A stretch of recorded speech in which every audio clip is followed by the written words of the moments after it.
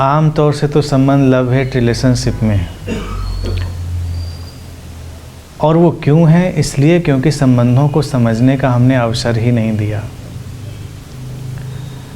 और उस नासमझी से ही ये सब व्यवस्थाएं पैदा हुई हैं। पिता पुत्र के या पिता संतान के संबंध कहें हम, या माता पिता और संतान के संबंध कहें तो ज़्यादा उचित होगा। वहाँ पर फिर वही बात आएगी जो पहले प्रश्न में थी, कामना या काम वासना। कामना से निकले संबंध, जिसको खलील जिब्रान कहते हैं अक्सर कि your children are expansion of your desires. तुम्हारी संतानें तुम्हारी अपनी ही इच्छाओं का विस्तार हैं, यानी कि तुम अपनी संतानों के माध्यम से भी अपनी ही महत्वाकांक्षाएं पूरी करना चाहते हो। तुम उनके भीतर उतरकर जीना चाहते हो, जबकि वो एक अलग चेतना की यात्रा है। तुम्हारे साथ घट गए हैं, तुम उनके दृष्टा हो।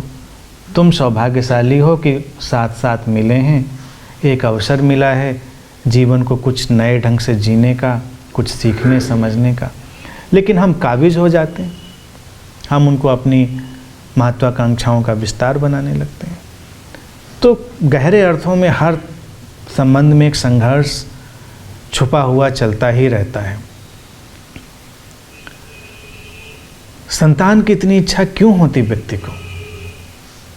कभी कभी सोचने वाला विषय। नहीं है तो क्या समस्या है, और है तो ऐसी कौन सी नई चीज़ हुई है?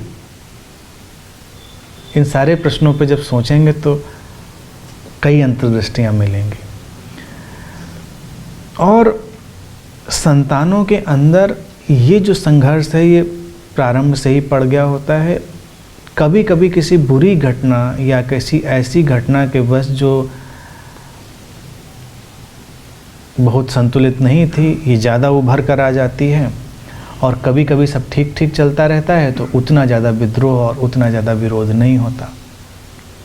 मुझे लगता है माता पिता को संतानों के लिए केवल केयर टेकर की भूमिका निभानी चाहिए, उनसे प्रेम करना चाहिए, उनको सुविधाएं देने का उत्तरदायित्व तो है तुम्हारा, तो वो दो, और एक वक्त पर आकर उन्हें मुक्त कर दो। एक वक्त पर आकर उनके बीच में मत आओ, उनको अपना जीवन जीने दो।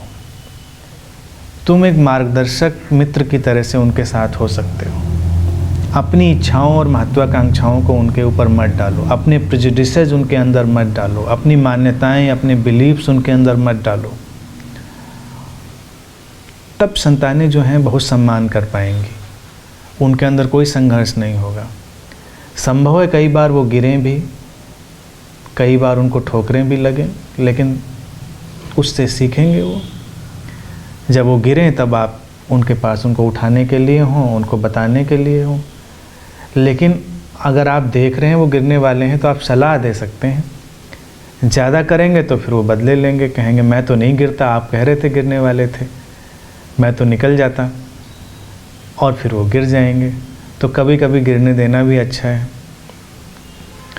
और इतना मोह पाल लेना उचित नहीं है कि किसी के होने न होने से आपका जीना और मरना चलने लगे। आपकी अपनी यात्रा है, आपका अपना जीवन है, बेशकीमती जीवन मिला है।